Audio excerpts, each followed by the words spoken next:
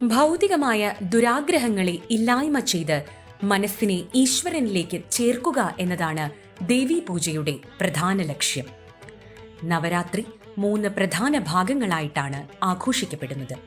ദുർഗ, ലക്ഷ്മി, സരസ്വതി എന്നീ ദേവിമാർ മനുഷ്യരിലുള്ള 3 തരം ശക്തികളെ പ്രതിനിധാനം ചെയ്യുന്നു.